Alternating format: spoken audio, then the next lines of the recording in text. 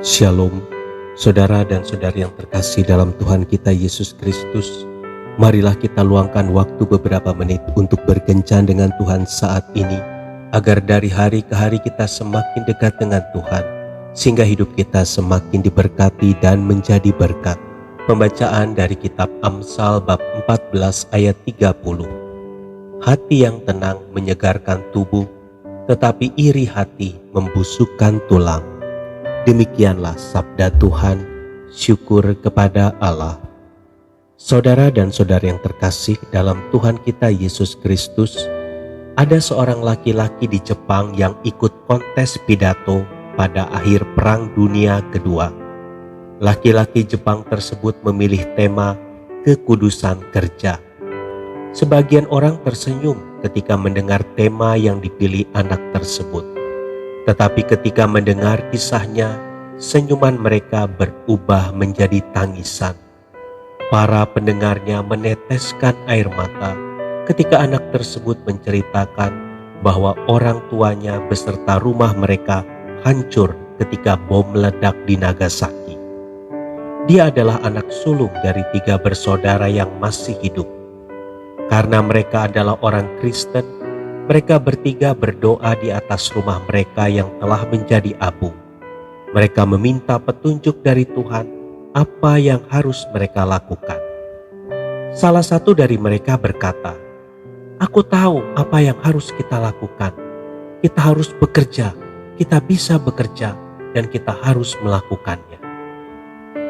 Mereka pun mengumpulkan papan-papan bekas dan tiang-tiang. Mereka mulai membuat gubuk kecil di mana mereka bisa tinggal setelah tempat tinggal mereka hancur.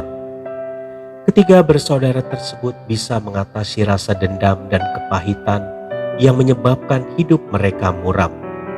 Mereka telah melepaskan pengampunan kepada orang-orang yang telah mendatangkan penderitaan bagi mereka.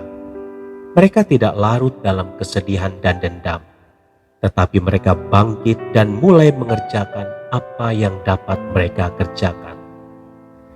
Dari kisah tersebut kita belajar 2 hal yang sangat berguna untuk kehidupan kita. Pertama, menyimpan dendam hanya merugikan diri sendiri.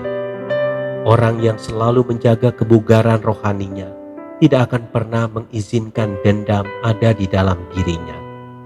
Itu hanya akan meracuni jiwa dan tubuhnya sendiri.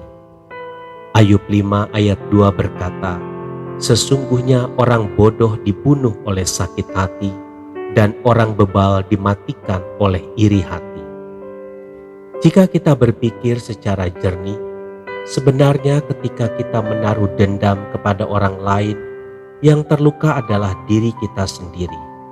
Sedangkan orang yang kita benci atau yang kepadanya kita dendam tidak merasakan apa-apa. Dia menikmati kehidupannya sementara kita menyiksa diri.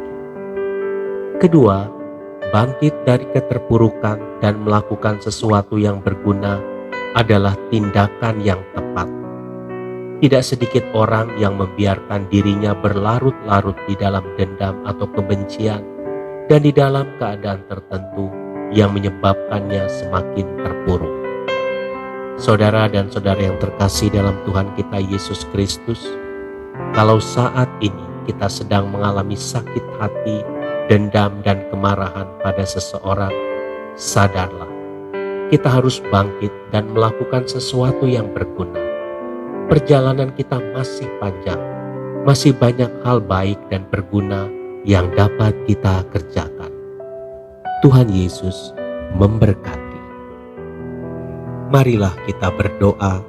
Dalam nama Bapa dan Putra dan Roh Kudus. Amin.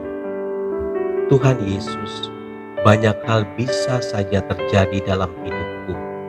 Mampukan aku untuk terus memandang-Mu, agar aku tidak terlarut dalam kondisi yang merugikan diriku sendiri. Amin. Dalam nama Bapa dan Putra